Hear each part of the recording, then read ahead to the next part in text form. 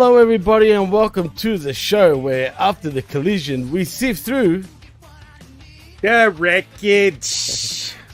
The wreckage. I am your host Jimmy T and that's the vet Jamie Williams, and yeah, welcome to the wreckage where we talk all things AEW Collision. And vet, what's happening, man? I think the people in Chicago were a little bummed out about WrestleMania there. Oh my god, dude. Well, speaking of WrestleMania, actually, now I want to ask you a question. What the hell is going on, dude?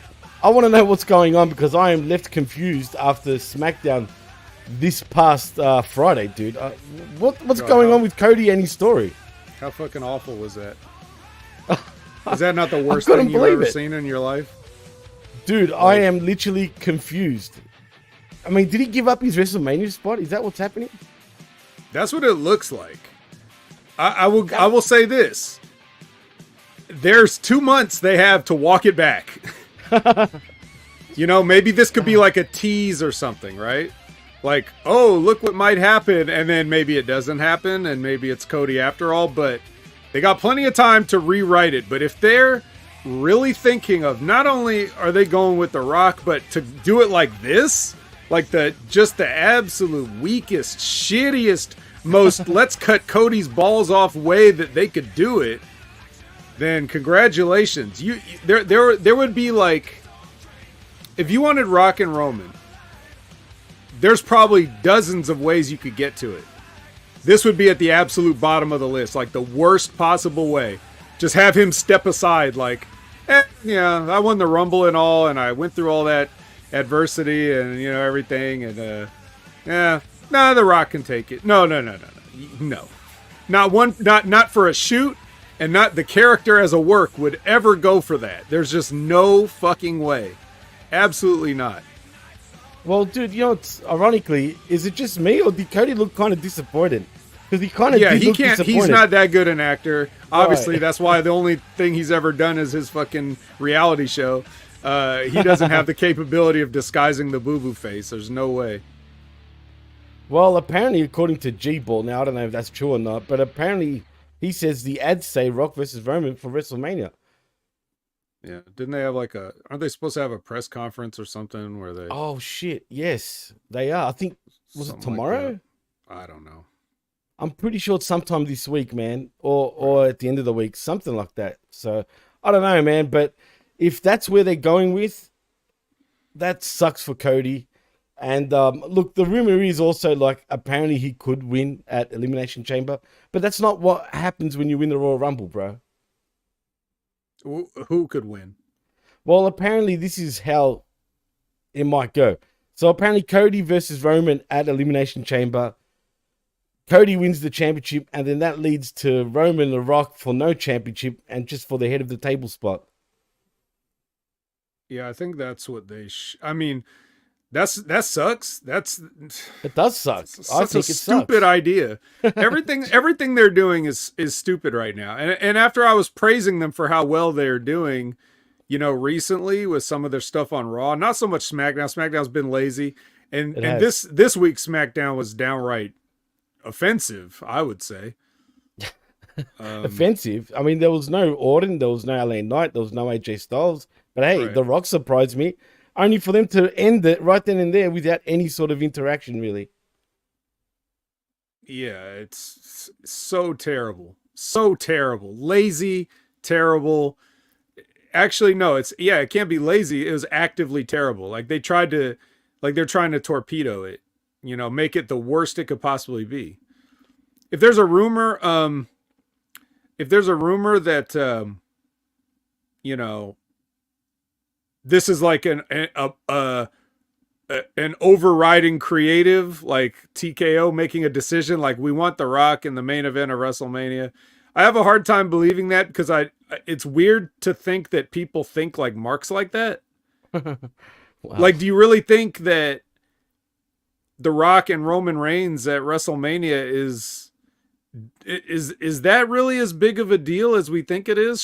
Surely from a business standpoint and a casual standpoint, it's a bigger match than Cody versus Roman, no doubt. Of course. But what does that do for the future? Like, The Rock is not going to be a weekly presence on the show, first of all. Second of all, a little Rock goes a long way. I mean, look, Jimmy, you know this. We were already sick of The Rock in 2002. Remember when they were cheering for Brock at SummerSlam? They were. You know, like they were just like, get the fuck out of here. They were already tired of him. He had a 6-year run and they were like, get out of here. They couldn't wait for him to be gone. And he's been gone and he pops up every once in a while, which is another thing. Like this was not nearly that epic, right? Because The Rock's been sniffing around lately. He's been showing up here, there, make a little appearance, everything like that. If he had been gone for like 10 years and then came back now, you know, then it might be like a big moment, but it's not. Like we just saw The Rock not that long ago and he's coming out doing his stupid bullshit, walking slowly, showing goosebumps, you know, like Jimmy, am I the only one that's just sick of The Rock? Am I the only person on earth that doesn't like The Rock and Dolph Ziggler? Like what is, am I wrong? Tell me how I'm wrong. Well, look, I've always been a Rock fan. I won't lie. I mean, shit. I was more of a Rock fan than a Stone Cold fan back in the day. But in saying that, right now, if he'd done a power play, right, since he's part of the board now, because you never know, it could have been his decision, right? Then, yeah, he sucks. And he sucks bad because, like you, I want to see this story finished. And what worries me even more, Vet, is the fact that could they screw Cody over this bad to the point where he wins the championship and then we've got Damian Priest cashing in on him just to, like, lose the championship? I mean, can we put it past WWE for doing that? There's no way Damian Priest is going to cash in for that belt. They ain't going to give it to him. He's going to win the fake belt. He's going to win the fake belt that Seth Rollins has, if anything. Oh, well, if he does. I mean, lately, the last few Money in the Banks, they haven't won shit. So right. We'll see. We'll see what happens. But yeah, it sucks for Cody. You could see he was disappointed. I would be extremely disappointed if I was him. And then it brings me back to the press conference after the Rumble, where he shat on Wade Keller and who's the other one? I think it was Sean Ross Sapp, actually, right? Where he said, I told you I was going to, finish the story and whatnot. People were shitting on him. But now, shit, maybe they were right after all. If they do destroy his story, there's no coming back from this. And I hope, and I truly hope, if The Rock and Roman main event WrestleMania, I hope they boo both of them out of the building, just like in the Rumble. Was it 2015, I think? Where they booed The Rock and that's Roman gonna be dude, it's Philadelphia. Yeah, exactly. And they how the Philadelphia does not give a fuck. They will boo the hell out of The Rock and Roman. But they're not really booing the guys. They're booing the creative. It's a creative, right? Exactly. Spot on. And that's what he's he's doing. I just, like I said, there's many different ways you could go even now, right? Like you could remove The Rock from this match. Even if you announce him for the match, card subject to change, you can remove him in a storyline way, right? Absolutely. It could be a thing where it's like he's not going to make it to WrestleMania and Cody has to take his rightful place again, all right? For sure. You could. Unless Cody does something. I don't appreciate the idea of like another Cody and Seth match, like as a consolation prize. Hell no. Because please. You want to talk about we're tired of the story. Like Darkside Caster saying he's sick of Cody and his story. I'm sick and tired of Seth Rollins and Cody's story. Like that part of the story, that chapter is done. We've moved on. There's nothing more to do there. And I understand that there has to be a pivot because Punk got hurt.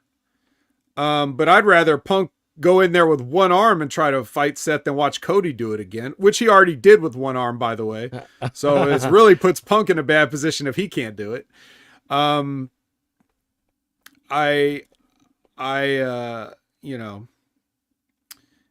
sorry, Darkseid, you're wrong on that. They absolutely will boo him out of Mania especially if they keep doing this terrible a job of creative. Like you just had him show up and say nothing. the guy that's known for talking, he's like, he just shows up and they go off the air.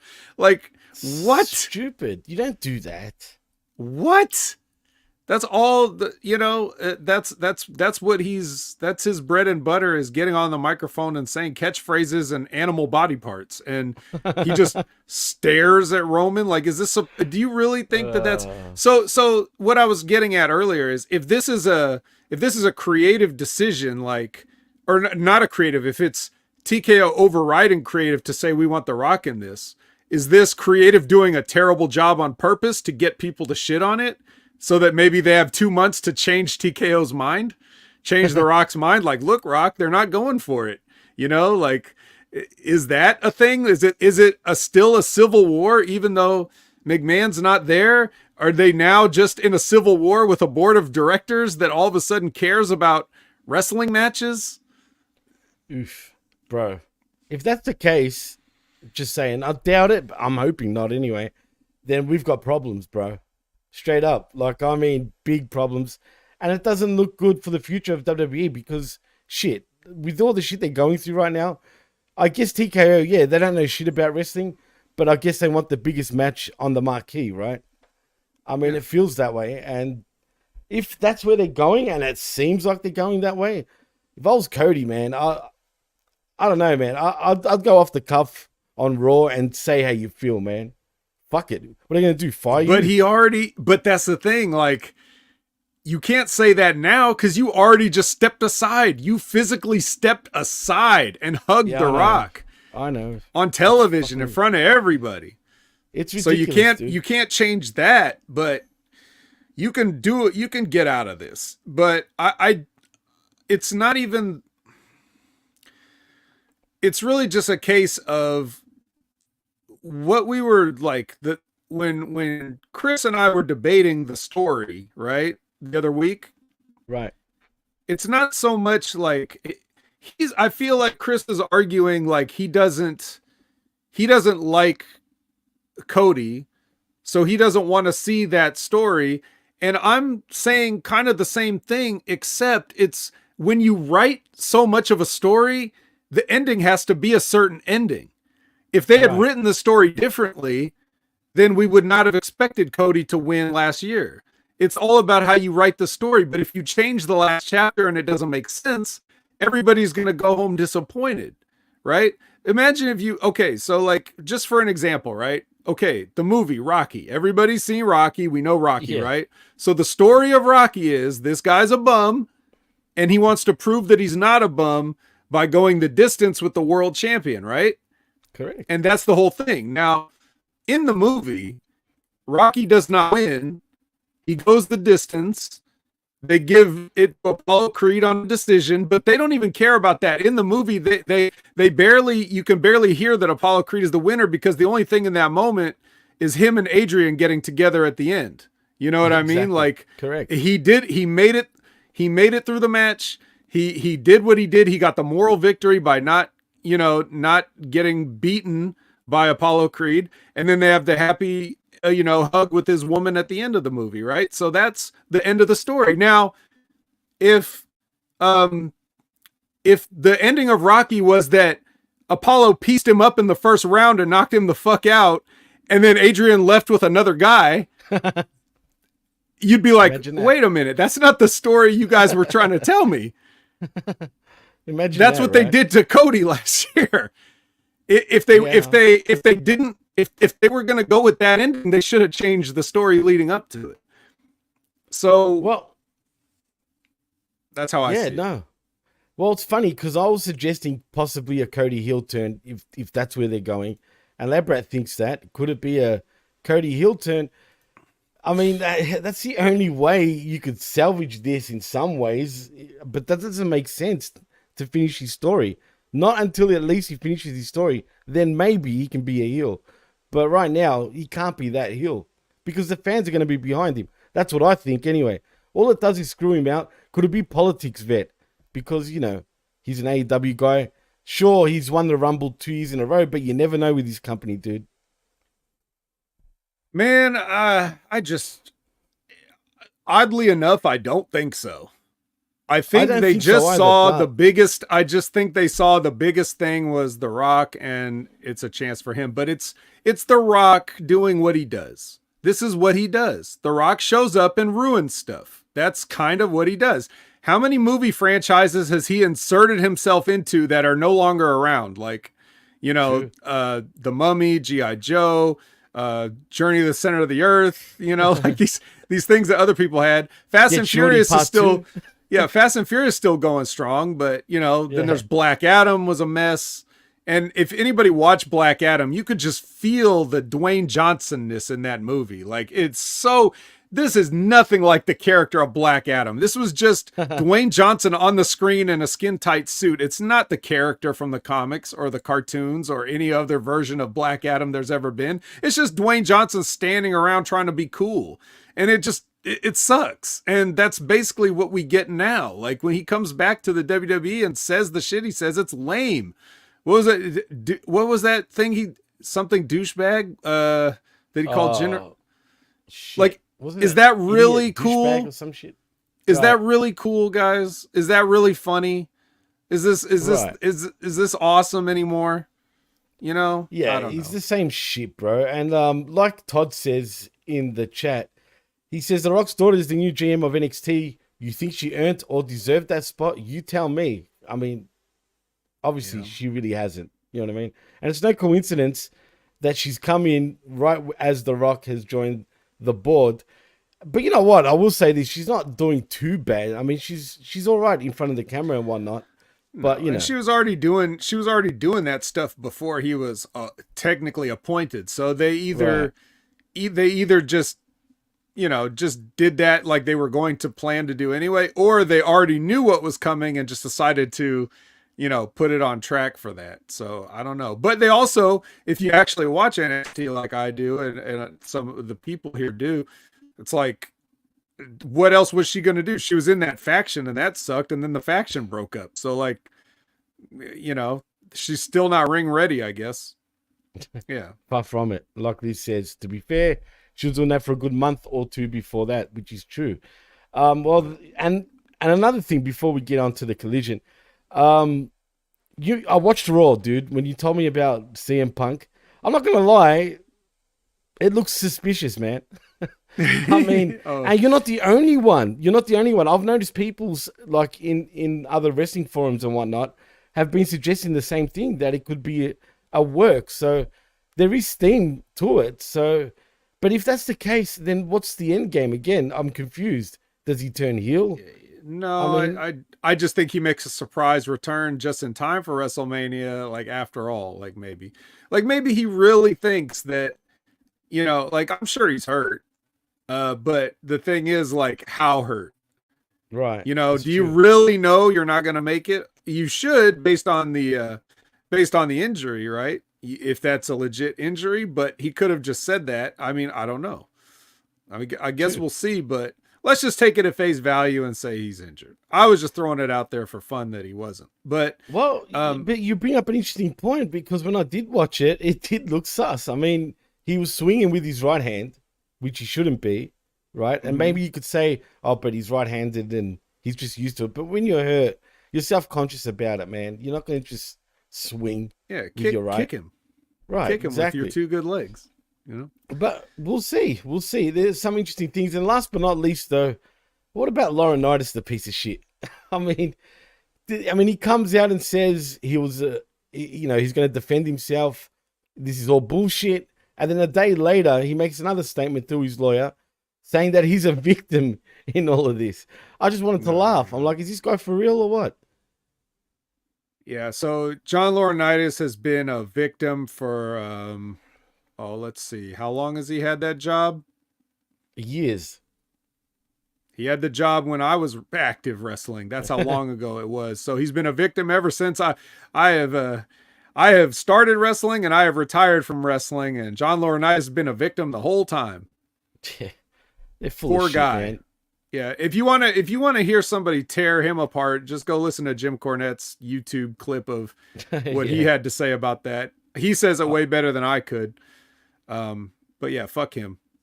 Absolutely fuck. He's just trying to save himself. Or don't do that. No. Don't fuck him.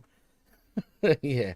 And like Liz says, he's not a victim, and it's disgusting for him to even think to say that. It is disgusting. And also, I'm hearing there could be criminal charges now filed on Vince McMahon.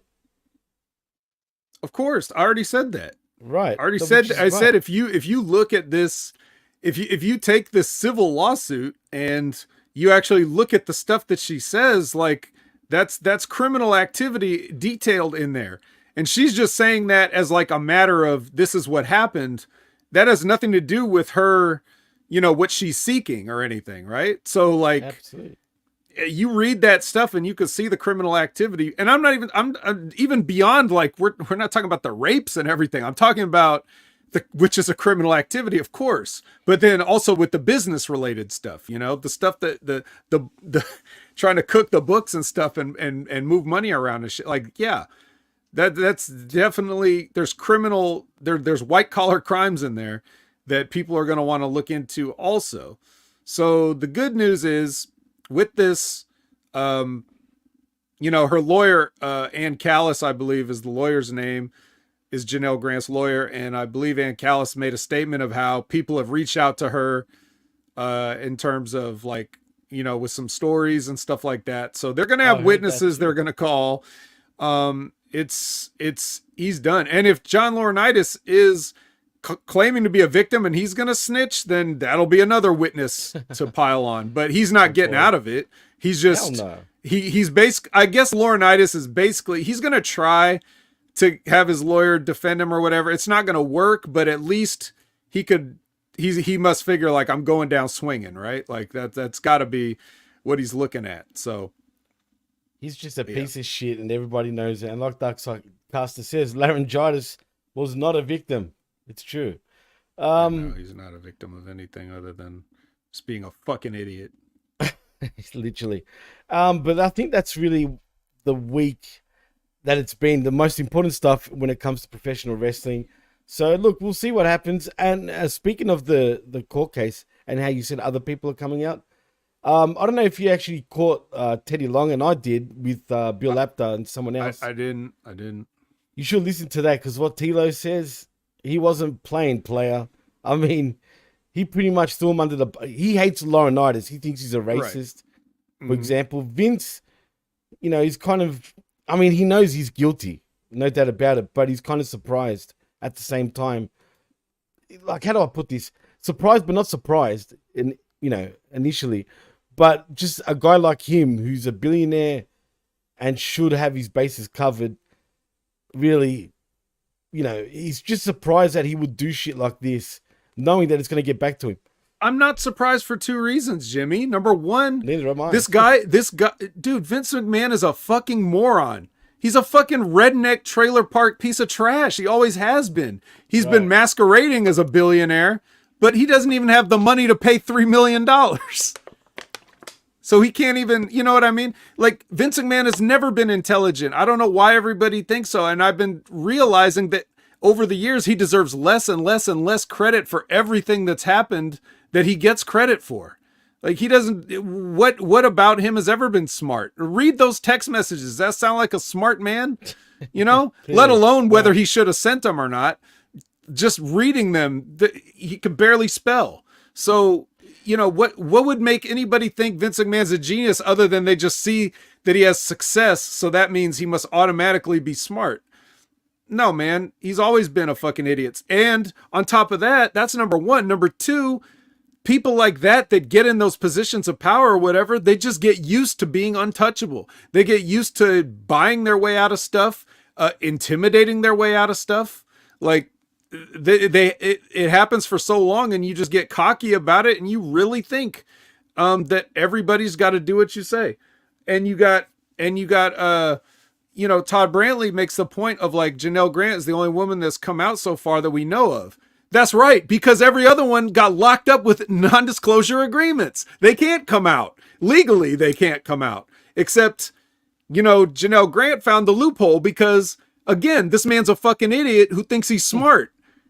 And the people that draft this up for him or whatever didn't even think about the fact that the NDA is unenforceable because it's contradictory. It's paradoxical.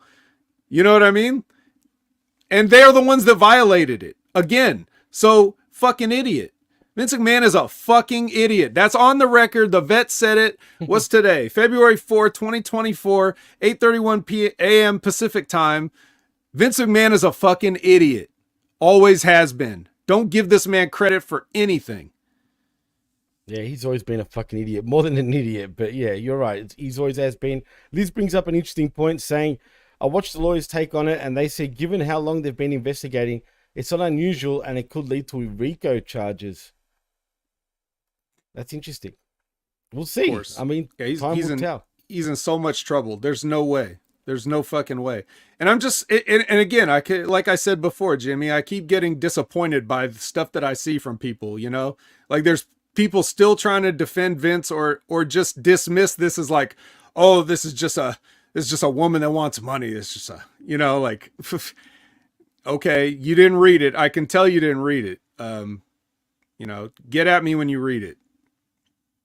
Yeah, no, it's ridiculous, dude. This guy's been a predator. I mean, since we were born, vet. It goes way back to the 80s. Who knows? It's probably happening before that.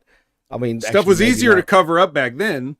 Right. And you know, we didn't have text message trails and email trails, and we weren't circulating photos like that. You had to have a Polaroid if you wanted to circulate photos, you know? You couldn't just send it. So, oh, man. Well, I hope everyone does come out because the word on the street is that he spent over $50 million on NDAs, dude. Think about that. That's a lot of money, man. Yeah. Ridiculous. Yeah. Well, yeah, anyway, Vet. Yeah. We could do a whole show on that, Jimmy. We could still true. We could do a whole show on that. And whatever anybody's saying in the chat, yes. Yes. Yes, I'm not going to read all that, but yes. Yeah. Yes. Well, it started a conversation, put it that way. Everyone's talking about it in the chat. Thank you for everybody that's joined us right here on the Wreckage. But yeah, man. I mean, is there any other news maybe that we should be talking about? But that really covers all the main shit. I mean, maybe the people can remind us as we go, and we could maybe do a closer at the end if we missed anything important, or if any news breaks, they'll let us know too. Yeah, I mean, we'll see. So, but till then, Vet, let's get into the Collision. Look, it was a lot better than last week. It felt like, you know, stuff was happening this time. It wasn't as useless as usual. So let's get into it, shall we? Yeah. All right, let's get into it. Let's sift through this wreckage here. Let's. Okay. All right, we're starting off hot. Okay. It's Eddie Kingston versus the bounty hunter, Bryan Keith. Okay. So this is what do they call this? A proving ground match? Is that the term that we use? It reminds me of a TNA stipulation. That's just the way it sounds, but yeah. It's basically your classic non-title match that may get you a title shot if you win, right? That's, you know, that's nothing new. Dude, a couple years ago, you know, a few years ago, WWE was doing that all of the time. It seemed like every Monday or Friday there'd be a non-title match where the person gets to win and get a title shot. It's the laziest shit ever, and every company is guilty of it. Right. It's just stupid though, man. I don't get it, but that's all right because he still wins a prize, and I'm talking about Keith, but we'll get to that in a moment. So please continue. Yeah. Yeah, title eliminator match, Todd Brantley says. Yeah. Well, it's a title eliminator when it's an AEW. When it's a Ring of Honor, it's a proving ground match. Eddie Kingston is both. So you could take your pick. It's a proving ground title eliminator match. So stupid. Yeah. So anyway, yeah, they have a match, you know, it's pretty, you know, as I was watching this, I actually watched this. Same. Yeah. Because, I know that makes it sound like I never watch it, but what I mean is a lot of times here's a peek behind the curtain in case you haven't heard me say this. But so what I'll do is I'll go on lunch break at work and then I will throw on Collision on my phone and I'll be watching it. But in order to get the 2-hour Collision, and especially because my feeds don't really have commercial breaks because the feeds just show the whole match with no picture in picture. So So like I basically have to watch 2 hours. It's not even like an hour and 44. Like I know, SmackDown's easy to get through on on a 1 hour lunch break. I always get through SmackDown. Even if I slow down to watch some stuff, I always get through SmackDown. But for some reason, AEW shows I struggle to make the 2 hours in 1 hour. So I'm watching it at 2 times speed and I try to get through it. This one, I woke up early and I had some time before work, so I decided to watch the first part of Collision. So I'm watching this, and it's like, you know, it's 2 guys doing stuff, and that's fine. Like, it's fine. But even though I didn't really care about what they were doing moment to moment, like, I felt like the people were into it, and they were having, like, a decent match. Like, I really thought they were getting across what they wanted to get across. So regardless of what you think of the guys, I felt like it was in the air. Like, I felt the match being kind of good in the air for what these guys were doing. So that's the important thing. The people were with it. They were excited. Bryan Keith did not end up winning, and I didn't like this part. There was like a couple of parts where like Eddie Kingston hit him with the backhand and he didn't even go down. Like Eddie's used the backhand as a finish, bro. Like you got to at least sell it somewhat. You know, but either that or Eddie could stop using it. I mean, I get it. You know, a pitcher can throw 100 miles an hour, but that doesn't mean somebody's not going to, you know, go yard on him.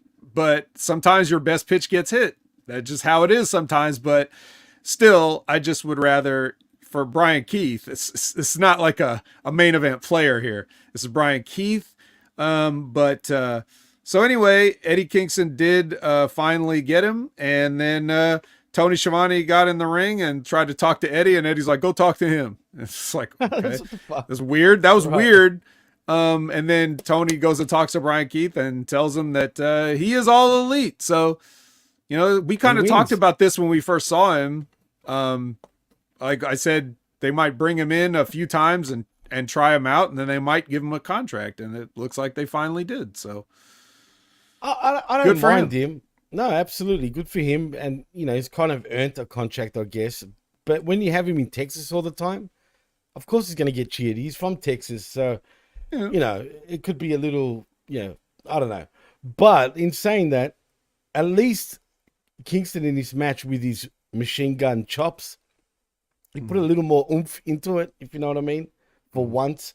But still, I find it ridiculous. I don't like that spot. But the match was quite good. I mean, they really busted their backsides in this match. And Kingston wins. But, you know, it's funny. If he didn't get that AEW contract, I would have said, why are they putting a guy? No shit. And I was writing it in my own notes. Like, why are they giving a guy that's not part of AEW a chance at whatever championships that Kingston holds when he's on under contract? But I guess, you know, they corrected me. They must have heard me because now he is. But still, man, I'm still confused on these belts also, Vet, because initially I could have sworn they said they were going to unify them. They don't seem unified, except I guess that Continental belt, whatever it They're is. totally unified, Jimmy. It's just that they don't make it into one belt. When they... Yeah, doesn't matter. Forget it. Forget what I was going to say because there is a new belt, but it just, it's not combined. I have no idea. It's the third belt. Yeah. Eddie Kingston had 3 belts. It's a triple crown, 3 belts. Eddie, Right. 3 belts. Eddie 3 belts. It is what it is. Yep. But Perhaps you can select one belt to challenge him for, you know, like I don't care about that Triple Crown Championship or that Ring of Honor Championship. I want that, you know, the New Japan Strong Championship. That's a real belt. Yeah. No, you're right. But speaking of, we do get Bryan Danielson coming right into the ring. So please continue. Yeah, so Bryan Danielson comes in and he does the same thing he did before where he completely ignores Eddie Kingston. He even goes and congratulates Bryan Keith. He makes his full entrance, congratulates Bryan Keith, raises his hand, shows him around the arena and, you know, everything like that. And Eddie Kingston's just like, And just walks away. Yeah. And that's because, which I like this where they just move into, you know, a lot of AEW is stop and start. like not only in terms of like angles they do or guys getting pushed, but also just in terms of like the show is very much like they put a period on the end of a sentence rather than a comma. So if Bryan, exactly. if Bryan Danielson has got the next match do this, and then they make an angle, that's like a good booking, a card order, you know, like you have a thing, you've got obviously a thing you're going to go back to with Kingston and Danielson at some point. So you put their matches back to back so that Danielson can come on. It's like, okay, this is the reason he comes out, right? It's not just like, sometimes on Dynamite, I feel like if they would do this, it would be like Eddie Kingston has the match, Bryan Danielson comes out, ignores Eddie Kingston, then raises Bryan Keith's hand, and then just goes to the back, and that's the end. Like, what? You came out just for that? You know, like that. Why else were you here? Why were you in your underwear if this is all you were going to do tonight? You know? So I like how they make the continuity to where, you know, Bryan's match is up next, so he's coming out. He's like, yep. And then his opponent is one of the CMLL invaders, Jimmy. This is the debut of Hechicero in AEW. Hey, I will say one thing about Hechicero, and I noticed the commentators could not pronounce his name properly. Not one bit. Everyone was saying a different sort of name, it felt like. But I think his entrance was cool, bro. I loved his entrance. I even liked his theme music. That seemed cool too. But then that's where it ended for me, and please continue. Oh, really? Okay. I didn't like his style, bro. I don't think it complimented Danielson that well, in my opinion. Well, it's okay, but I'll just say this. Hechicero's my new favorite wrestler. I mean, come on. Where has he been all my life? This guy. This fucking what guy. Everything you said is correct. He had an awesome entrance. He did. Hechicero is like the direct translation, I guess, would be like, according to Google, it's like magician. Could be like construed as wizard. I actually asked a Spanish speaker, "Hey, what's hechicero mean? You know, como se dice hechicero in English?" And he said witch. You know, which is like. But essentially, yeah, like something like that. So whatever you want to call it in English, is magic is involved. And so he does this cool trick with like this fire and stuff on the stage. And he's got a cool entrance and, like you said, a cool song, and he looks cool. And then he gets in the ring, and then he's like going toe to toe with Bryan Danielson in the grappling aspect. So one of the things I liked about the match, they told the story of like Bryan Danielson's supposed to be the best technical wrestler. Right. This guy out wrestles him. So Bryan Danielson just goes straight to kicking him. You know, like, fuck this. I'm kicking you now. You know, like I like that little bit of storytelling in the match where, you know, hey, you're always the best until somebody better comes along, right? So right, absolutely. Yeah. So I really enjoyed this. I enjoyed Hechicero's performance. I disagree that the match wasn't good. I actually liked the match. It's the first Bryan Danielson match I've liked in a while, not counting the Wrestle Kingdom one. But yeah, like I thought this was cool, and he got this guy over, which is his first chance, and like the first thing you're gonna notice is like how this guy looks. So he's like got that classic wrestler look where he's got this big ass stocky upper body, and it's like a classic. It looks like He kind of reminds me of like, Volador. That Silver King body, Oh, yeah, Silver King, definitely. He's got the Silver King body, 100%. 100% RIP to Silver King. He reminds me of Volador Jr. Do you remember him?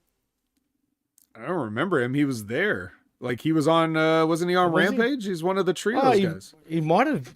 Wasn't he in WCW back in the day, too? If I remember correctly? Not Junior. Volador Jr. is he looks like fucking, he actually did have like a He-Man gimmick. For a while. So his dad must have wrestled as Volador then, right? Correct? Yeah, probably. All right. Well, I'm thinking of him, not Junior, obviously. Which and I did watch Rampage. I forgot if a Volador did appear. He's the only guy without a mask, I think, that's come over from CMLL. He's the one without the mask as Volador Jr. Yeah. Well, didn't his daddy have a mask? If I remember. I don't remember. Well, Volador used to have a mask. I think he lost it in a mask match at some point. All right. Because for some reason I'm getting flashbacks of the old school Volador. But anyway, he definitely does have the Silver King body though. I mean, shit.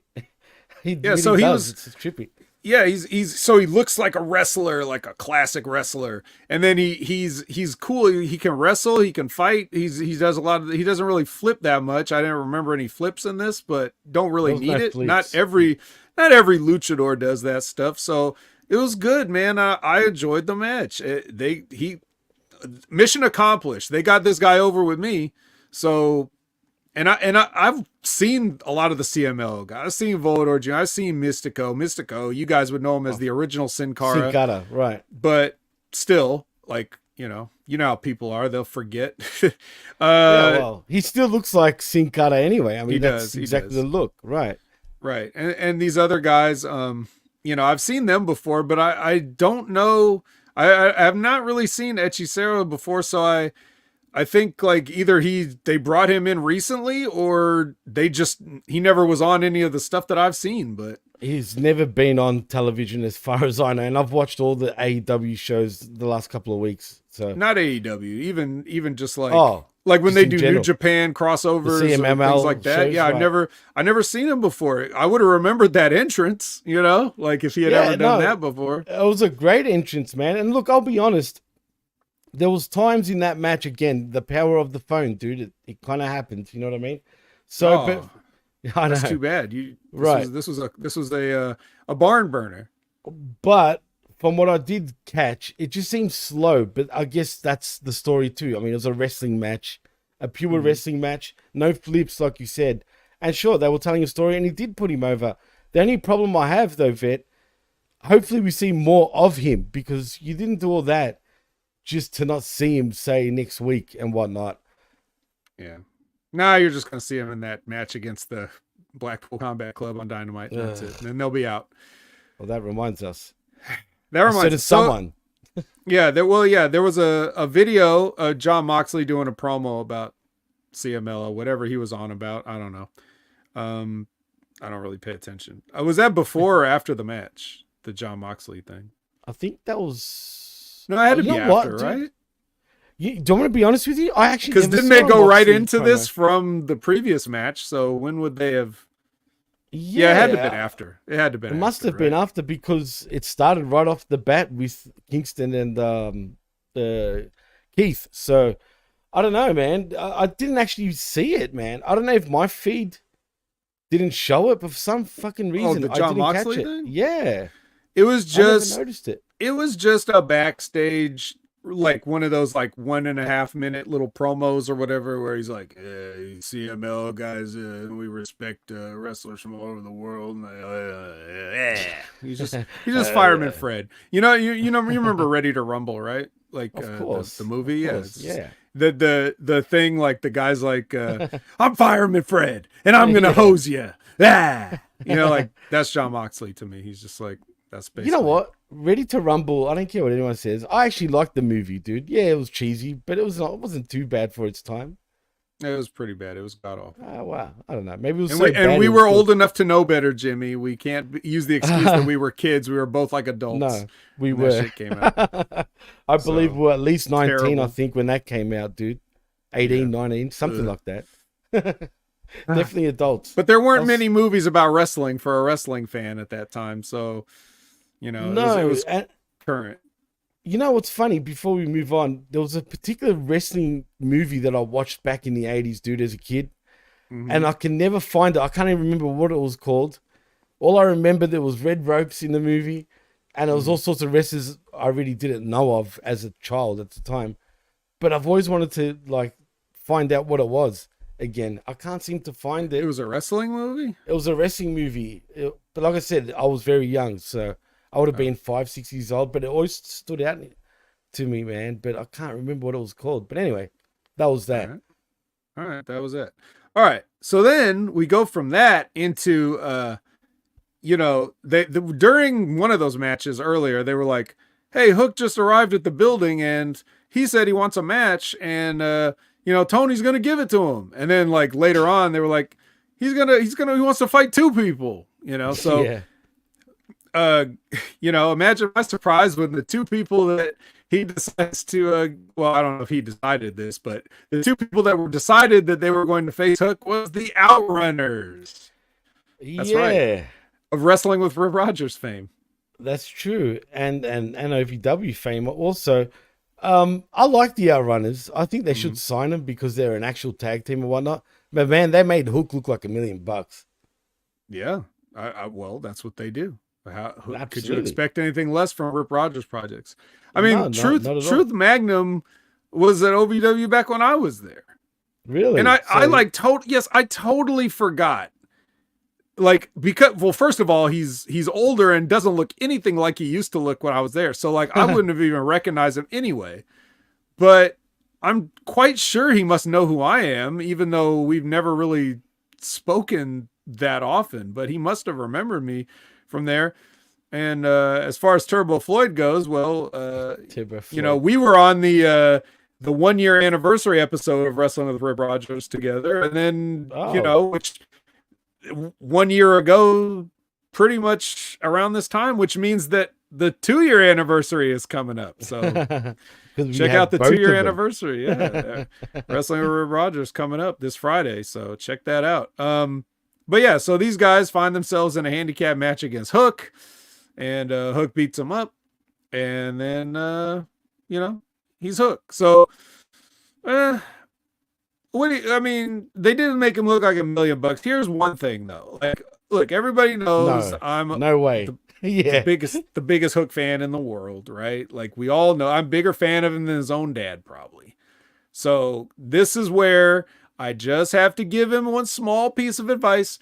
If you try to give young people too much advice, they probably won't hear it. Even if they want to hear it, they just can't process it all. So you give them a little piece of advice, they work on that, then you give them another one later, But here's my thing. It's just, if you'll excuse us, Jimmy and chat, I'll just me and you now, Hook. Okay. Just take this piece of advice. The clothesline, might want to think about dropping that out of your arsenal. You throw guys. That's what you do. You pick them up and you throw them. You don't clothesline them. Leave that for a guy with huge arms to knock a guy down with a clothesline. Not a guy with smaller arms to knock two guys down with a clothesline. It's just not believable, right?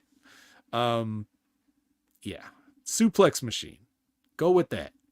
Which he was doing most of the match. Not so much. Yeah, he did. That's why it's a small. He did the double clothesline, and I don't like it because you can't knock a guy down with a clothesline for a shoot no matter how hard you try. They would have to be the weakest person ever to take a flat back from a clothesline.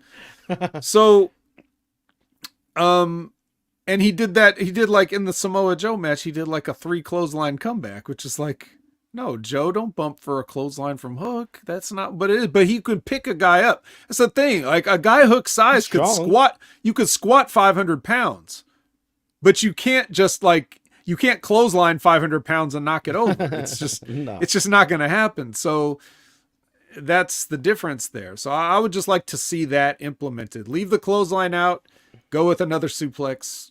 That's probably the best way to do it. But yeah, so is Hook. So I'm eating good here, Jimmy. If we're looking at the a la carte analogy so far, this show is just, they are serving me, delicacy after delicacy here. I don't even have to ask. They're just giving it to me. Because guess who's coming on next? Please tell him. That boy, Mark Briscoe's coming out. So he comes out. He does an interview with Tony Schiavone. He puts over Texas. He puts over Tony Schiavone. He did. Yep. He gets his thing, he's basically talking about the House of Black, like leaving him laying, and he doesn't like that. And then House of Black turns the lights out, on him and shows him it's just that easy to get to him. So the sad part is House of Black got involved here, but it was still Mark Briscoe. So I was happy. Do you think, I've got a bad feeling, bro, maybe a prediction, but we'll see. Do you think there's a possibility Briscoe actually joins the House of Black and becomes a minion of theirs? No. I mean, who's he? Like, why would they be going after him? I mean, who's he going to have to back him up? It can't be FTR again, surely, right? I mean, it's never going to be over, Jimmy. It's never going to be over. Whatever. I mean, we'll see what happens there. And look, if he does become part of the House of Black, for some reason, I wouldn't mind that for one reason. It gives him something to do, man, because the one thing I've noticed with AEW, they don't know what to do with Briscoe, man. So I don't know, man. We'll see. We'll see. He did unfortunately get hurt for a period of time. He did. Because if you remember, he was supposed to have a Ring of Honor championship match, but had to get pulled at the last second from, what was it, Final Battle or something? I like think a year ago? No, it was Final Battle, right. Yeah, and he was out for a long time, so that definitely didn't help. But it seems like ever since he's been back, so that's good. Well, we'll see what they do with him. And Todd says, I hope not, Jimmy. I hope not either, but I don't know, man. I don't know. It's the only way I can think, unless we get FTR and Sammy again. I mean, not Sammy, fucking Garcia. But I don't know, bro.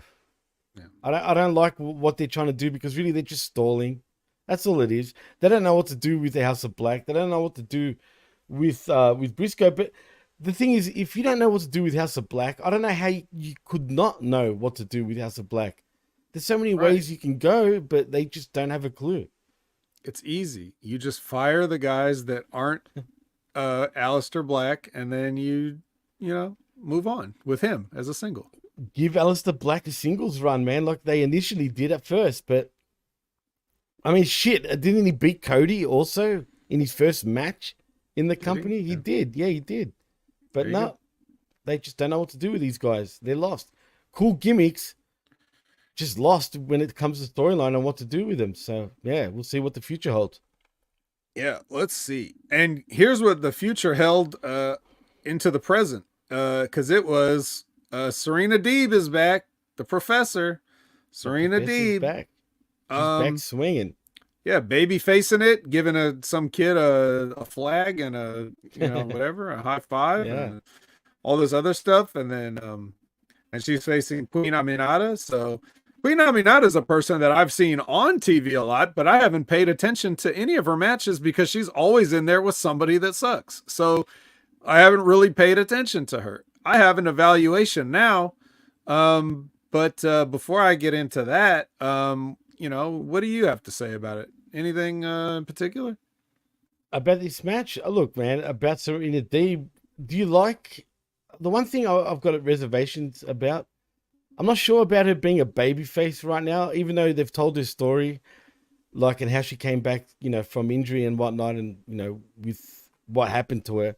I'd rather as a heel still, though, man. One of those badass heels where...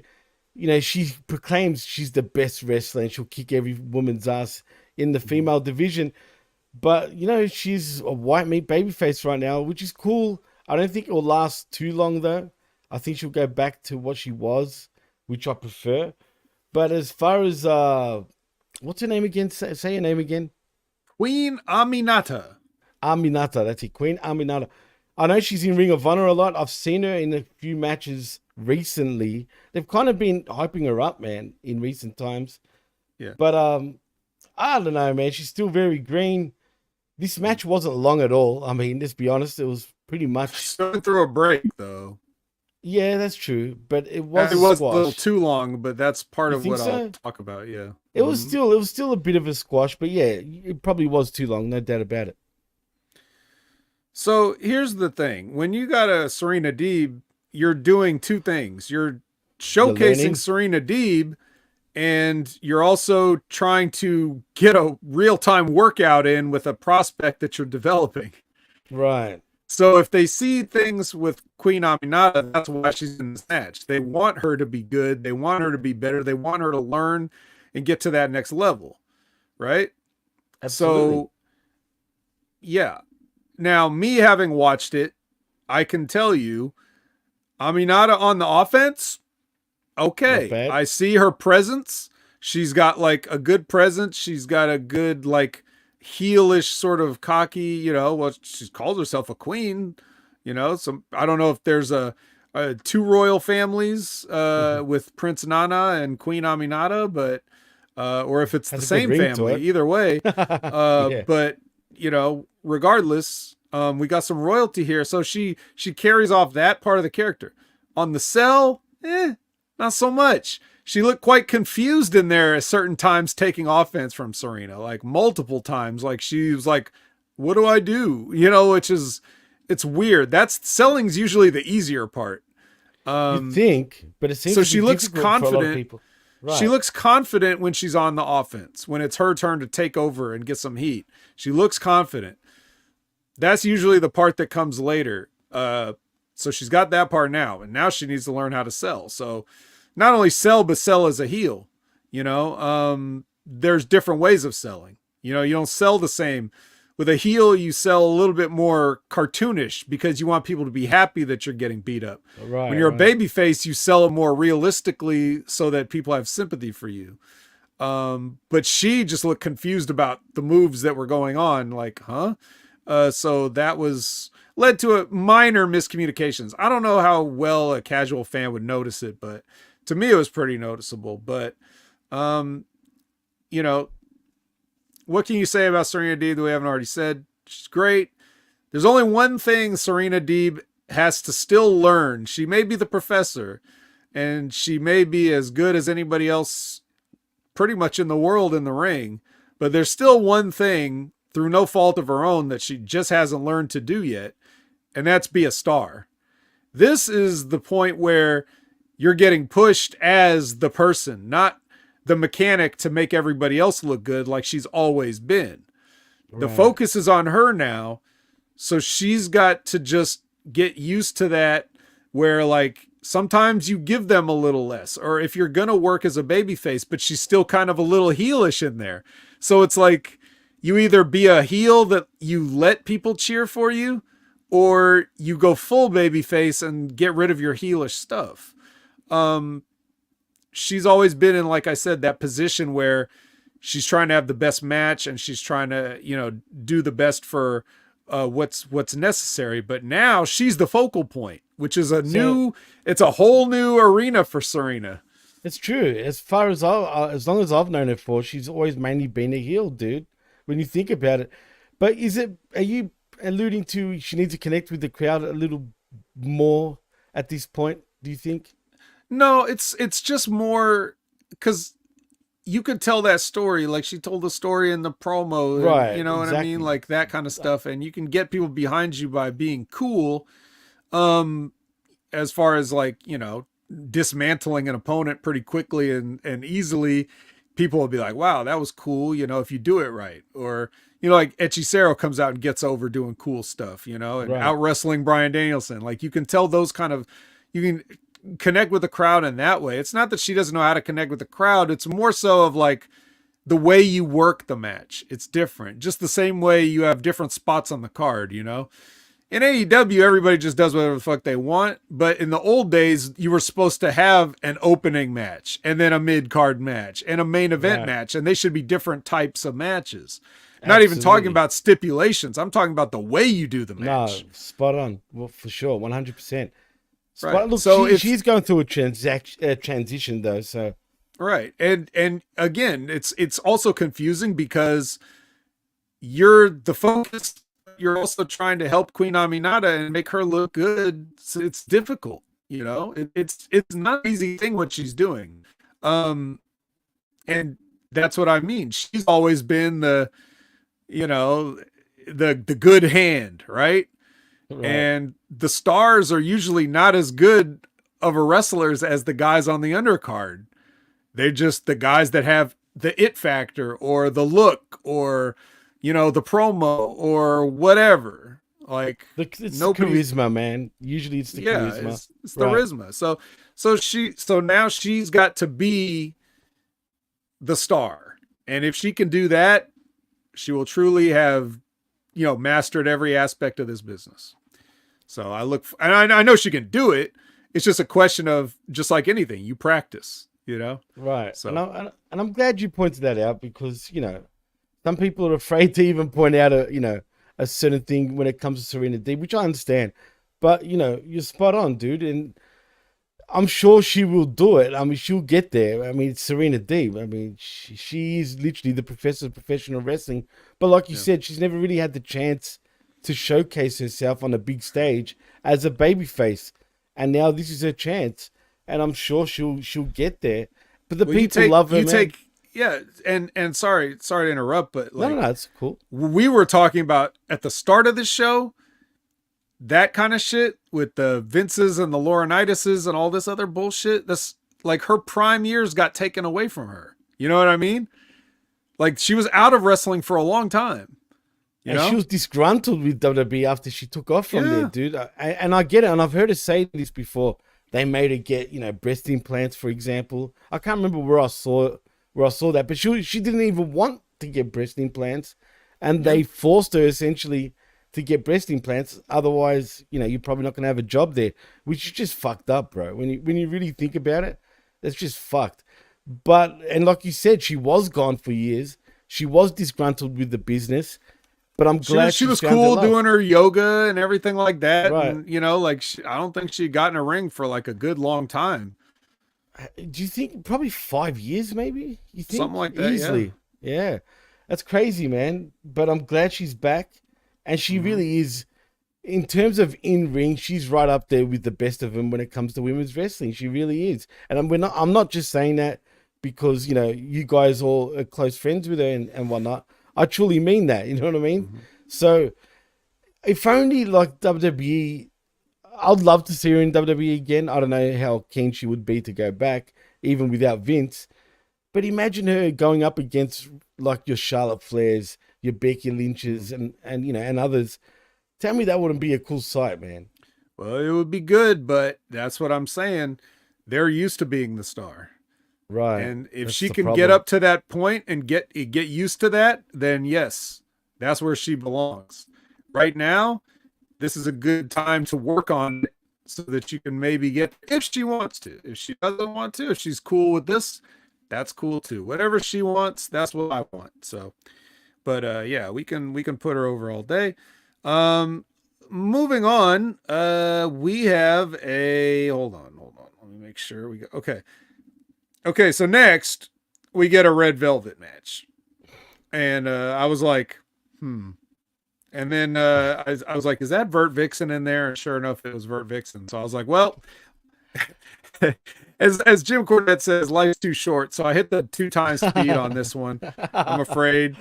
I was also running out of time on my lunch break. Like I wasn't going to be able to fit all this. And I'm like, well, you still got more on the show. But then a funny thing happened. Okay, by the way, Red Velvet wins, in case that was in any doubt. So straight out your mama's kitchen, she beats Vert Vixen with the Stir It Up. And don't ask me what the Stir It Up is because I forgot. It's some kind of a wrestling move.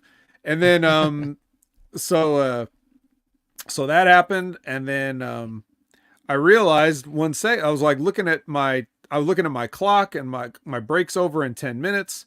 And I'm looking at the timer, and it's like, this is about 25 minutes. I'm not going to make it.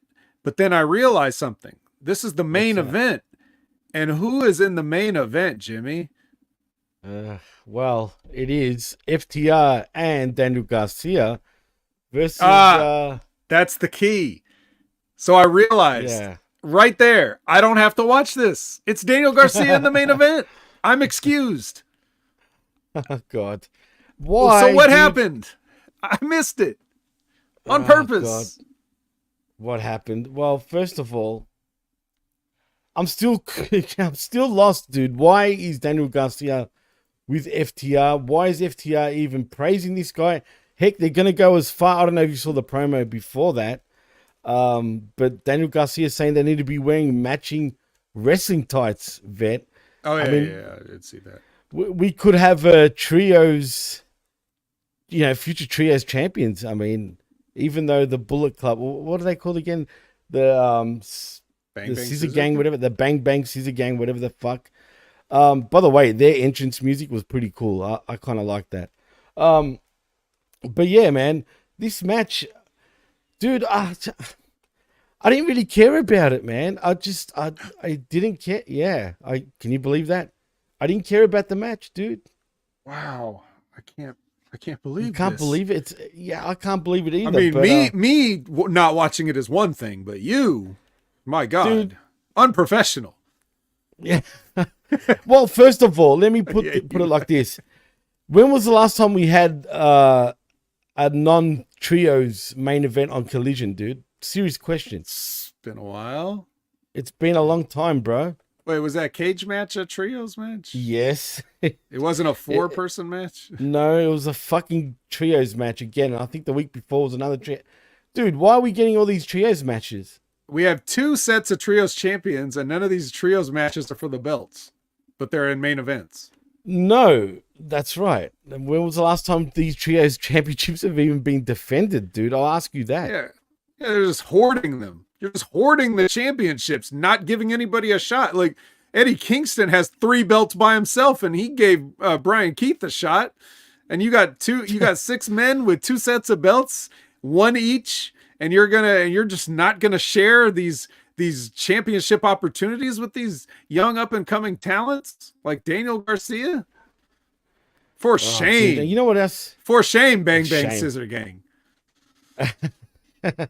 And you know what's even more sort of weird, dude? Because it's okay, man. Garcia and FTR can lose a match, but instead we had Garcia and FTR winning the match over Christian Cage, Kill Switch, and Nick Wayne. And is Nick Wayne the new Dude. Heartbreak Kid? Is that what's going on? Why is there so many wannabes? Dude, I'm going to pretend that you did not just put HBK and Nick Wayne in the same sentence. But I didn't. He did. what I did do was I saw this finish because I just moved my finger. I took the finger, I slid the little marker to the end of the show so I could see if there was anything after the match that I get to skip because Daniel Garcia is in the main event. And sure enough, I see Daniel Garcia beating Nick Wayne, but with a roll-up. Are you mean to tell me this motherfucker can't just do a job clean in the middle with a finish? You have to roll him up. It's Nick Wayne. He weighs 135 pounds. Hit your finish on this kid, Daniel. The one guy you're bigger than. Fuck. And I told you to do those push-ups too, and you're not doing them. Dude, I've eaten sandwiches thicker than his chest, bro. Do your push-ups. Yeah, he definitely has. Yeah, he's a surfboard, bro. I mean, so is Nick Wayne, but at least he's only 19, whatever he is. He's got. Well, everything about Nick Wayne is skinny and lame, but at least Daniel Garcia has like a certain look and shape that. With a puffier chest, he could look like a person. But if Nick he Wayne actually done weights properly, he could have a good body. I'm talking about Garcia. Nick Wayne's just a complete surfboard. You're right, and that rhymed, by the way. You know what I mean? what you said about Nick Wayne. That should be his new gimmick. But yeah, man, I don't like where this is going. I don't like FTR. Just what are they doing, bro? What are they doing with FTR? Like nothing. Cashin and Dax Daxon. Cash Cashton and Dax Daxton had their pants and dacked. I mean, come on, bro. Like, Wheeler. Wheeler. And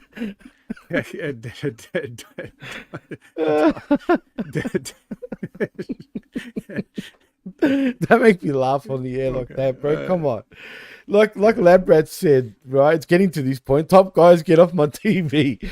I mean, seriously, I don't blame people thinking this way. And dude, you're lucky that you don't get the picture-in-picture in terms of not picture-in-picture, because for me, like usually I get no commercials, right?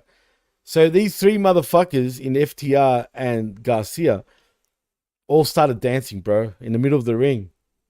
Oh, yeah, top guy's out permanently. After watching that, I totally agree.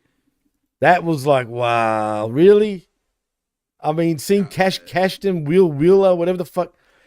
Dude, they don't need to be dancing, but maybe they can dance their way out of the ring. I mean, that should be a thing.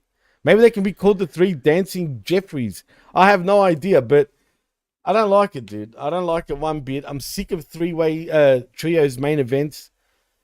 And there's just no, this match shouldn't have even happened. There's no story. There's no reason. Up until this point, the show was great, man. When I say great, I use that term lightly, right? It was good. But then we had your typical AEW means nothing match. Yeah. like with top guys, supposedly for the main top event. guys. For the main event. You've been No getting us Edge. ready for a nice main event, and then we realized, oh wait, it's this. Ugh. Yeah, I know. It's crazy, man. And again, like, just give us a reason for this match to happen. Why wasn't Edge out to like disrupt shit at least? You know what I mean? Like, oh, he did have like a little video too. A promo for him appearing next week. See what Collision. Yeah, couldn't even bother to do a Cope Open this week. This is why I take my own notes generally, because when I account for Bleacher Report, which Bleacher Report is in bed with AEW, bro. You would think they would have a thorough recap, but they forgot to write down the fucking Edge thing. They forgot to write down the Garcia and FTR backstage thing. It's like, that's why I take my own notes, guys. It's because when I try to, and the reason I didn't take notes this week is because I wasn't sure if Chris was going to be on or not. So I was like, okay, Chris will probably take the notes or whatever. And then I didn't do it. And here we are. And it's making it seem like I left stuff out because fucking Bleacher Report, who get paid to write articles and recaps and shit, whoever did this, I'm sure is probably not, he might be an intern. Maybe he doesn't get paid. I don't know. But more than likely. Yeah, regardless, you can't even recap the show right. Like, just recap the fucking show. And that's why I do it. So I apologize for missing some stuff on this. But that's our job, Jimmy. We have to be more professional than the professionals. Even though we are professionals, they're more professionals and we got to outdo them, always. So, and which we always will. Don't worry, Vet. But you're right. Yeah, I would have been more prepared too because I was assuming, like you were assuming. But we gotta stop assuming. I know. From now on, there's no more assumptions at all. But like Chris, how could we expect us innocent and American and Australian? How could we expect the guy whose show this is to be on it? Like, that's our fault for assuming that. Why would we ever do anything like that? It's bizarre, bro. It's because it's not our show. We didn't ask for this, as a matter of fact, but here we are. I'm only on this show every week because I don't want to go on Twitch and conflict with you guys' live stream. So that's how I told you that from the beginning. It's just been so long ago. It's been so long ago that we forget, but it's like, I was normally streaming on Sunday mornings, and then when Collision got added to the HMG schedule, it's like, oh, we need a review show for this. So it's like, and Jeff was doing it, and that was cool. And it's like, okay, that's cool. I got that. But now Jeff leaves, and it's you guys, and I like doing shows with you guys. So I'm like, if I have to sit and wait for the show to be done, I might as well just be on it. And that's why I'm here. Not that I'm complaining or anything like that. I'm just, but I don't know who out there actually realized that, or if you thought like I really want to talk about Collision every week. No, it's more like I want to hang out with Jimmy and Chris. But thank you, man. Yeah, we're not even now it's just Jimmy, which is fine, except it's Chris's show. So there you go. But hey, I understand circumstances, life, all that, whatever, stuff got to happen. But that's where we're at. And that's why I'm here. And that's why I didn't take the notes. And that's why I missed the segments, because Bleacher Report are a bunch of fucking bums. A bunch of bums. You know what's good though? And they're a bunch of bums too. Oh, there was a Tony Storm thing. Todd Brantley said. Yes. I forgot. I forgot that too. See what I'm saying? Actually, there was. And why is this guy not? Why did this? I'm a bury him right here on the air. Wait, are you writing a comment? No, I'm looking it up because I forget. I forget his name. The article author. Well, while you do that. Well, actually, I want to do Doc this. Chris Miller. What? It's like Doc-Chris Miller. Like, what? Who has a hyphenated first name? Who the fuck is this asshole? So are we gonna call him Dot? Is that what he is? Full stop. Hold on. We're going into bonus time here. Yeah, his name is DOC hyphen capital CHRIS and then Miller, MUELLER. And he says, not a real doctor, just a writer, at BR Doctor on Twitter.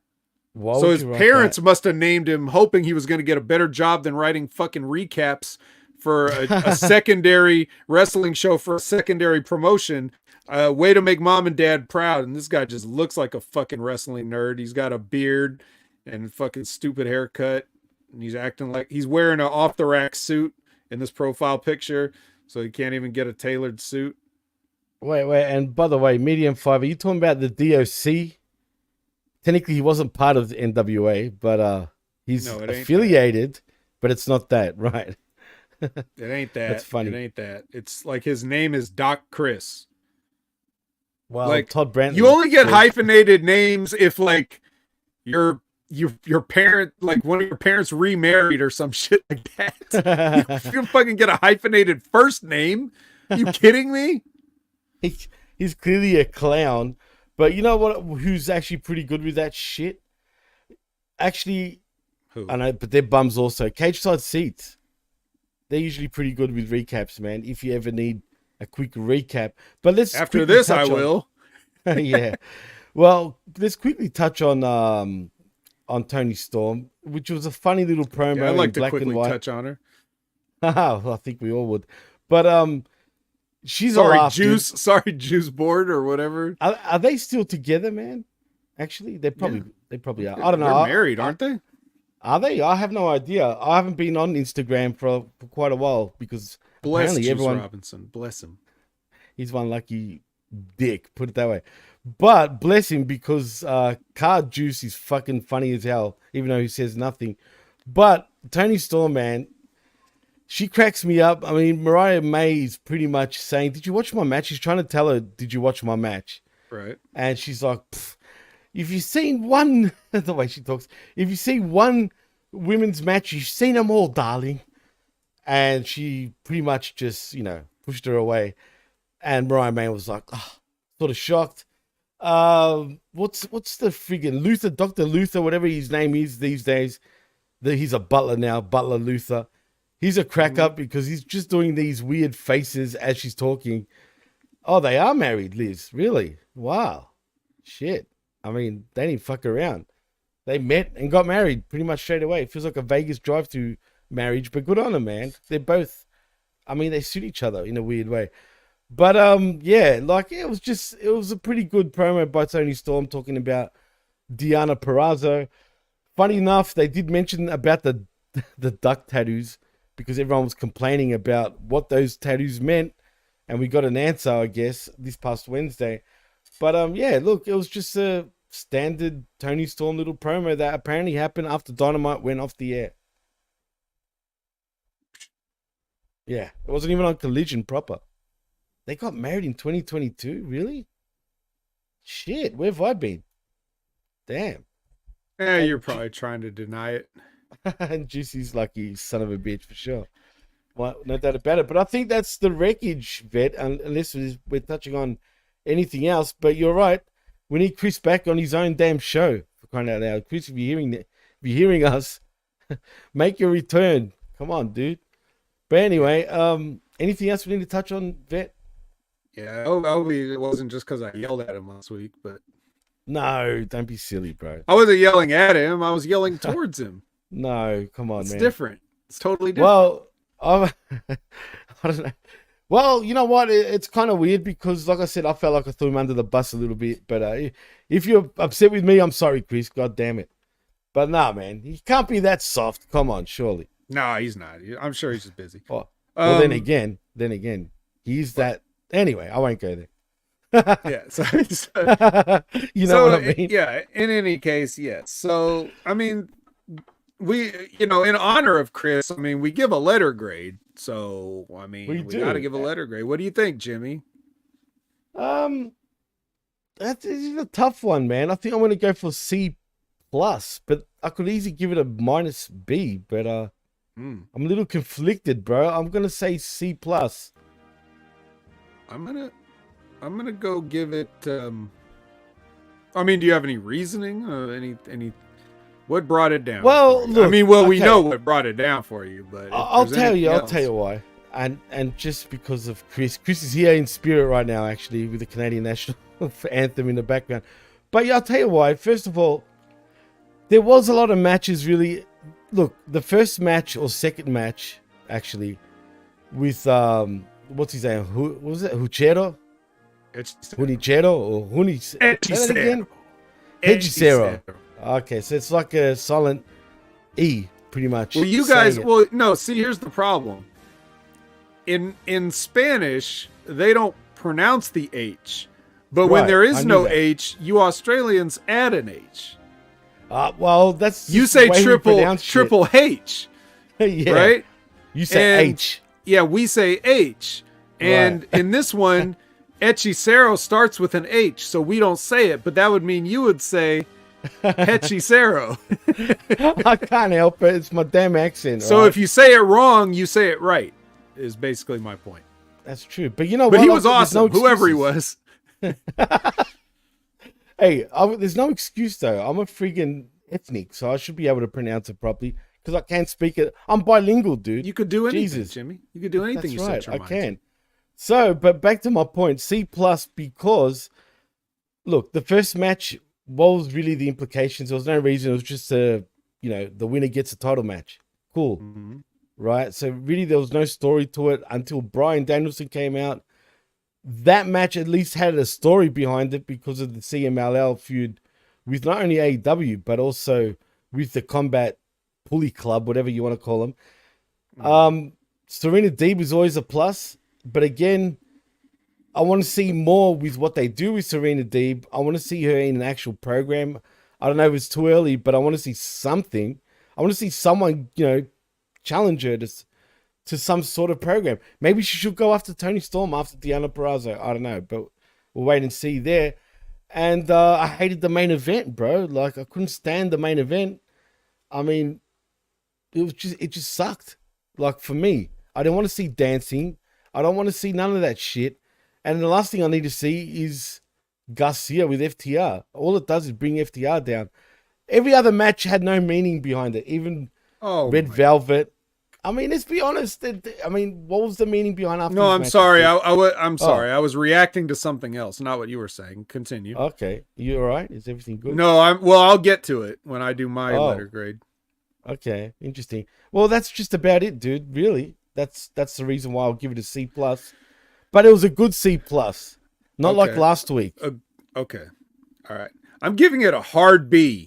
Like hard B, like so close to a B plus, and I wish I could have given it like an A. That's got to be a great show for an A. Wish, let's be honest. I wish. Well, you'll see why. Okay. Look at this for me personally. Now we talk about a la carte, which starts with an A and has a C. But we talk about a la carte, which means if I get one of the things I like, that's going to help the letter grade. If I get more than one thing I like, that's definitely going to help. But if I get so much like this, I felt like this is more than just an a la carte menu. This would be like if I was, getting wined and dined by some rich sugar mama that was trying to impress me with like her ordering skills. Like this was, I mean, we start out with a Eddie Kingston appetizer. I like Eddie Kingston. You guys not so high on him, but I like Eddie Kingston. So I'm like, oh, okay, Eddie Kingston, that's pretty good. And then we get Hechicero, right? Which is like, I'm like, this would be like, this is the chef's special. Like they want to complimentary give you this Hechicero, which I've never had. And I'm like, delicious, so it's like, it's very nice there. Hechicero. And then right after that, like skipping some stuff, Hook and the Outrunners together in the same match. Now we're eating good. Like this is what I'm talking about. And then we go from Hook to Mark Briscoe. And I'm like, oh yes, a Mark Briscoe promo. Every wrestling show should have one of these. Even WWE should put a Mark Briscoe promo on in one of their, segments or something. So we get that. And then we get Serena Deeb after that. Like, so this is just bam, bam, bam, bam. These great entrees, one after the other. Like, I'm feeling full now. I can't even, I couldn't possibly. And then what about this? We completely missed this. Fucking Doc Chris Miller, you piece of shit, you loser, you intern, you Mark. Yeah. Mark. We didn't even talk about the Swerve Strickland got a whole ass interview. I forgot about, see what I mean? See what happens when Chris left us in the lurch? If I was looking at my notes right now, if I did my notes properly, I would have not forgot that. And Swerve's promo was good, by the way. I actually liked it, and he brought up Black History Month. Happy Black History Month to everybody, by the way. Yep. And he admitted that he done piece of shit things, and he wants Prince Nana to not interrupt the match and not have anyone from the embassy actually also, interrupt the match. We'll see. I bet you they do, though, and he's going to get pissed off, and maybe we get a Swerve turn into a babyface for, where he's feuding with the embassy. Wouldn't that be great? Not. Well, we should just call this a what we could do is we could call this a 2024 preview Continental Classic Eliminator, and that way the rules state that there has to be nobody there. So we could take it out of Swerve's hands entirely and just make that the rules. Absolutely. No, but yeah, that's what I mean. Like, so I rattled off that string of delicious things that I just got served, and then this Swerve promo comes on, and the Nana dance. We get the Nana dance and everything that. Like, I got that, and we got the promo, and he put over great champions like Ron Simmons, Kofi Kingston, and Athena, right? Yeah. Still, actually, he goes, "You go, girl." He actually, I feel like we're seeing a babyface Swerve turn soon, bro. It just feels that way. Could, yeah.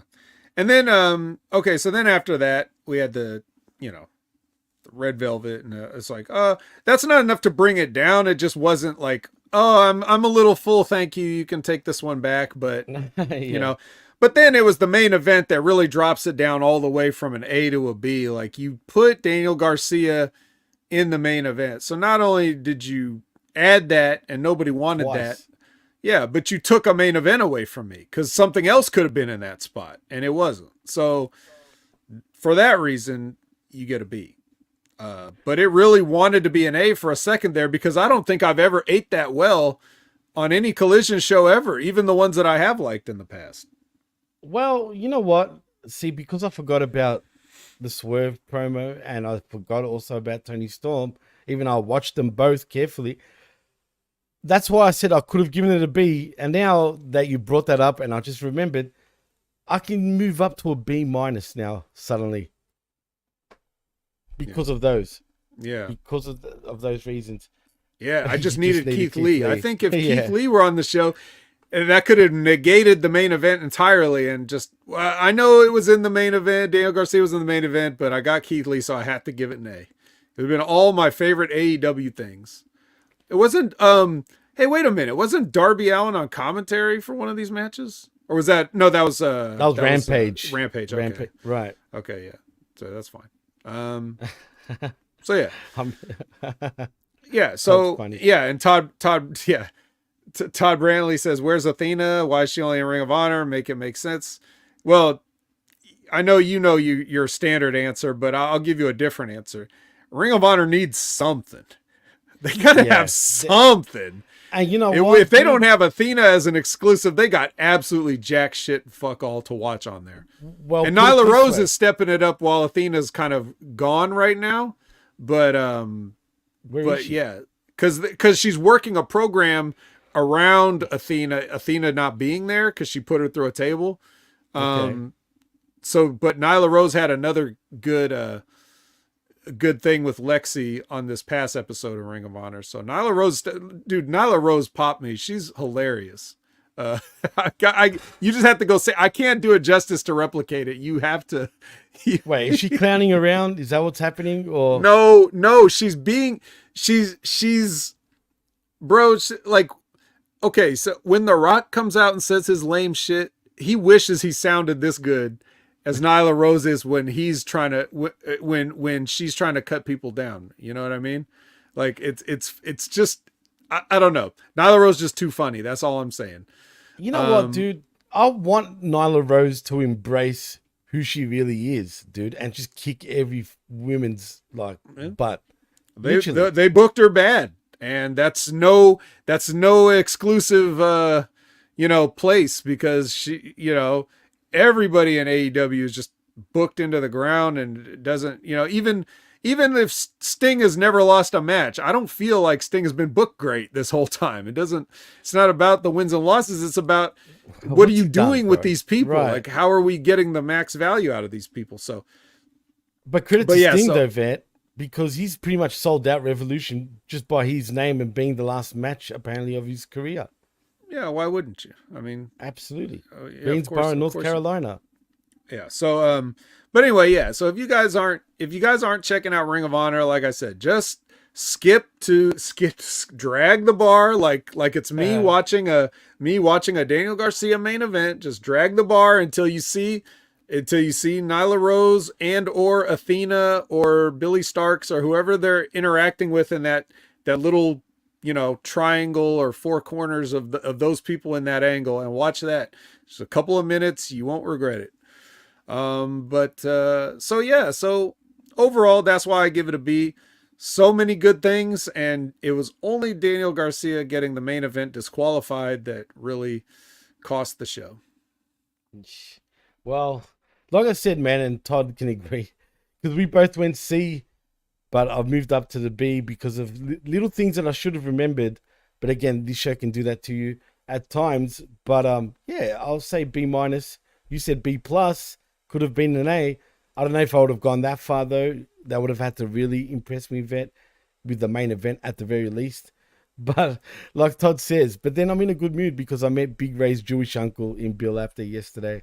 Bill Apter's a legend, man. I think he should be in the Hall of Fame, only because he's one of the OGs when it comes to kayfabe wrestling journalism, for example, Pro Wrestling Illustrated. I mean, he was great during those days when you really think about it, with all the kayfabe stories that they used to do, which in many ways I wish they never changed that shit, but that's the internet for you. It happens. But yeah, man, I think that's about it. So what were you shocked about, by the way, Vet? You're acting shocked. I was shocked that we both forgot the Swerve promo. Oh, okay. Because I was running down I looked up cage side seats right up, like you said, and sure enough, they had all that stuff on there that we missed. They're good, bro. So I ain't gonna ever go. I went to Bleacher Report. It was the first one that came up, and I know they work with AEW, so I expect them to do a better job than that. They're absolutely idiots. But in saying that, shout outs to Big Ray Hernandez, because he was the one that actually gave me that little tip. So, Vet, in saying that, tell them where they can find you, bro. Man, I wish I had a little American flag to wave right now. Yeah. Or a French Canadian flag, but either shout way. Shout outs to Chris. Yeah.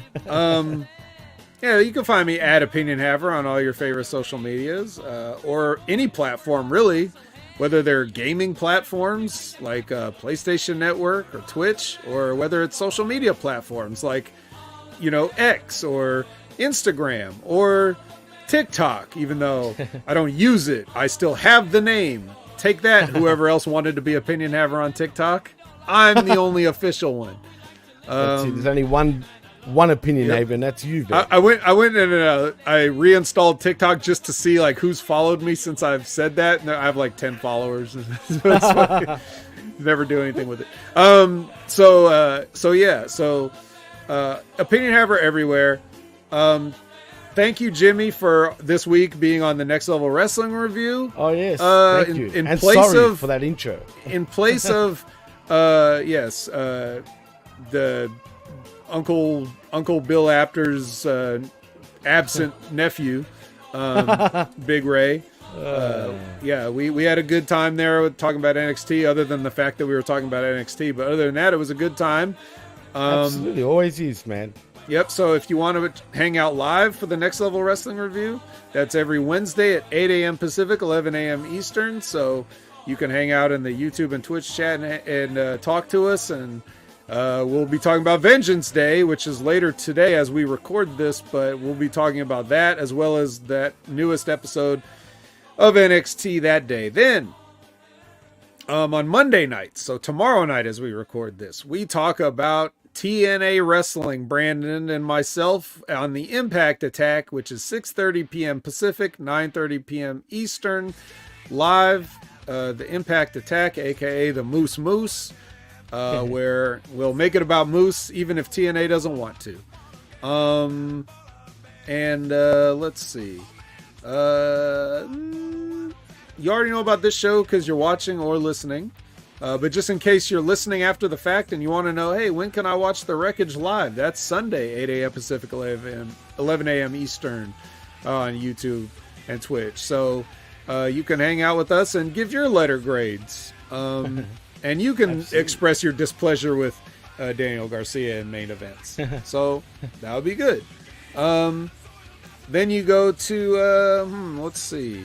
When you're done with all that stuff, and let's say you are a big fan of the Outrunners and you want to know more about the Outrunners. Well, I know somebody that talks about the Outrunners as much as AEW does, and that's Wrestling with Rip Rogers, where you could see, Von Lilas and Rip, and the Outrunners were recently on the show.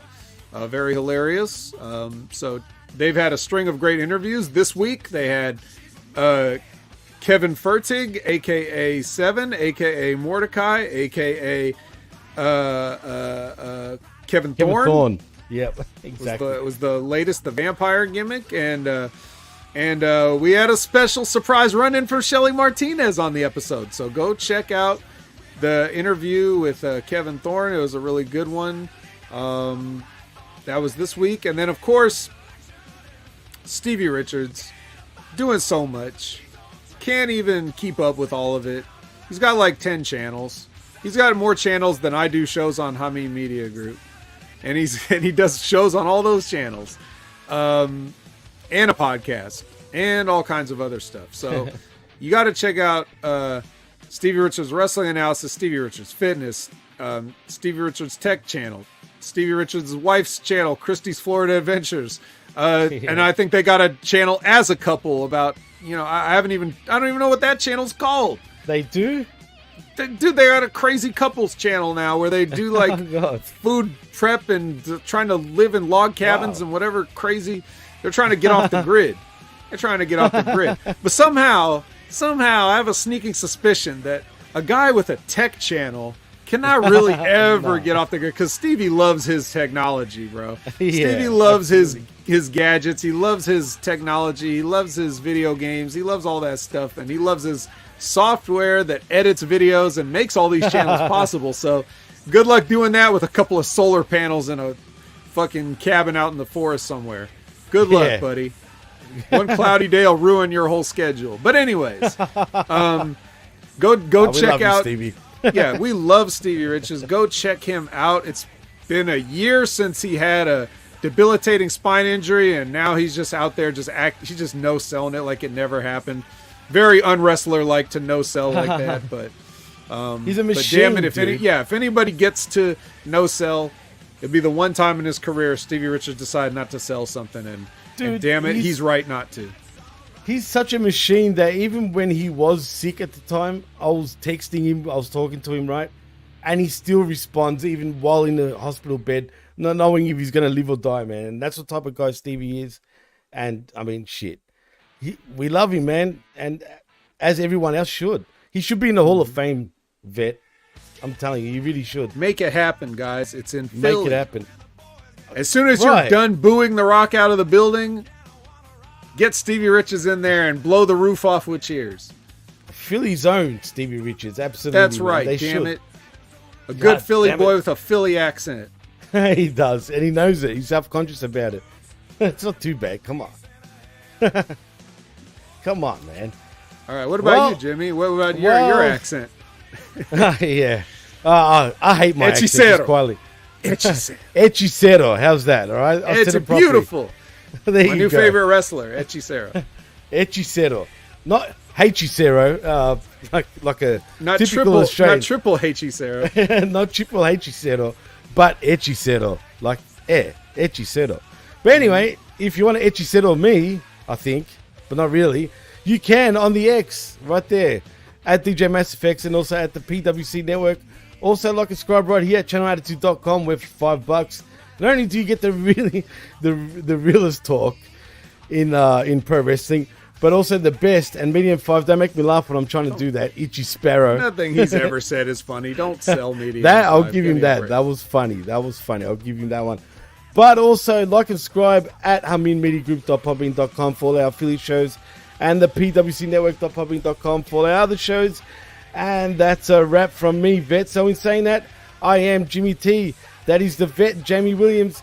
And you've been watching and listening to the HMG Saturday Night Wreckage right here on Hamin Media Group and channelattitude.com. And we're out. Peace out. Much love. And we'll see you next week. See yous.